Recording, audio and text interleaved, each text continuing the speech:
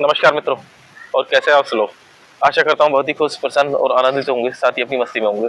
जी हाँ, जिसकी मस्ती जिंदा है उसकी हस्ती जिंदा है, नहीं तो आदमी जबरदस्ती जिंदा है। और इस वक्त हुआ है 8:52 और मैं आप लोगों की समझ प्रस्तुत हूँ अगेन एक नई छोटी सी जानकारी देकर। जी हाँ, बात करने वाला हूँ मैं इस वक्त आपके बारे में। जी हाँ, आपके बारे में बात कर रहा हूँ। मेरी वीडियो देखने के पश्चात इस बात को सोचना ध्यान से, बल्कि मैं बोलूँगा आपको अभी से सोचना शुरू कर दो अपने बारे में। बिकॉज आप अपने बारे में सोचते ही नहीं हो, पर्सनली स्पेशली आप अपने बारे में सोचते ही रहोगे। जानकारी क्या है यहाँ पर, जानकारी लेकर आया हूँ मैं आपके बारे में। खाना, सोना, शादी करना, बच्चे पैदा करना, सो जाना, फिर मर जाना, ये जिंदगी नहीं है। आपके लिए सामाजिक लक्ष्य, अपने जीवन को बनाने का लक्ष्य बहुत जरूरी है। कारण इसका लक्ष्य बहुत जरूरी है। ये काम तो कुत्ते भी करते हैं। देखिए आप, इसने ये कुत्ता देखिए, ये जो इस वक्त यहाँ पर सोया हुआ है, खाना पीना, ये देखिए ध्यान से देखिए इस कुत्ते को, ये इस वक्त सोया हुआ है। इसने खा लिया, पी लिया, नहाना धोना सब हो गया इसका, ऐसा कोई कार्य नहीं है। तो ये कार्य तो जानवर भी कर रहे हैं।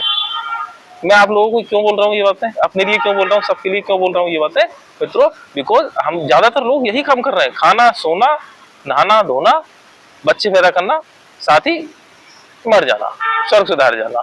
ये हमें तर्क, बुद्धि, सामाजिक लक्ष्य, अपने भारत देश के लिए कार्य करने की आवश्यकता है, माँ भारती के लिए कार्य करने की आवश्यकता है, सनातन धर्म के लिए कार्य करने की आवश्यकता है, अपने लिए कार्य करने की आवश्यकता है, समाज के लिए कार्य करने की आवश्यकता है मित्रों।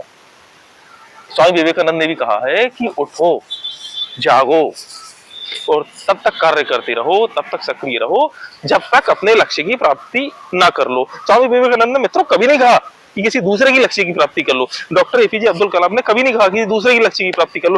बात करूंगा मैं यहाँ पर इस वक्त बाबा बागेश्वर धाम के बारे में, जो सनातन धर्म की मांग करते हैं, जबकि सनातनी हम हैं, सनातनी ये था और सनातनी ही रहेगा। कोई दूसरी जानकारी यहाँ पर है ही नहीं मित्रों।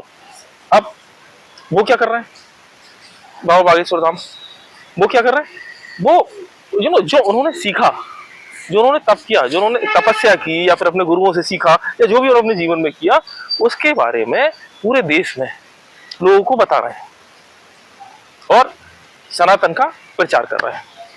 इतना कर रहे हैं। उसी तरीके से चाहे डॉक्टर एपीजे अब्दुल कलाम का उदाहरण दूं मैं आपको, या स्वामी विवेकानंद का उदाहरण दूं, या फिर देश के बहुत बड़े बिजनेसमैन मुकेश अंबानी का उदाहरण आपको दूं मैं, सबने अपने जीवन में काफी कार्य किए हैं मित्रों। इन लोगों ने सुबह 3 बजे बिस्तर छोड़ा है, नींद का त्याग किया है, उसके बाद इन्होंने समाज के लिए कार्य किया। कहते हैं ना ग्रुप बिल्डिंग, किसी भी काम को, किसी भी कंपनी को खड़ा करने के लिए ग्रुप की आवश्यकता होती है। बिना ग्रुप के आप आगे नहीं बढ़ सकते। और वो ग्रुप घर से नहीं आता है, परिवार से, चार दीवारी से वो ग्रुप नहीं आता मित्रों। वो ग्रुप आता है उन लोगों के साथ जो कि आपके ब्लड रिलेशन में है नहीं, उनका आपसे दूर दूर तक कोई नाता नहीं है। हमें भारत के युवाओं को आगे बढ़ाने की आवश्यकता है, साथ में लाने की आवश्यकता है, उनके साथ आगे बढ़ने की आवश्यकता है। देखिए एक और छोटी सी जानकारी यहाँ पर मैं आपको बताना चाहूंगा मित्रों, हमेशा ऐसे लोगों के साथ रहने की आवश्यकता है जो आप लोगों को ऊपर उठाने का प्रयास करते हैं, ना कि ऐसे लोगों के साथ जो कि आपको दबाने का प्रयास करते हैं।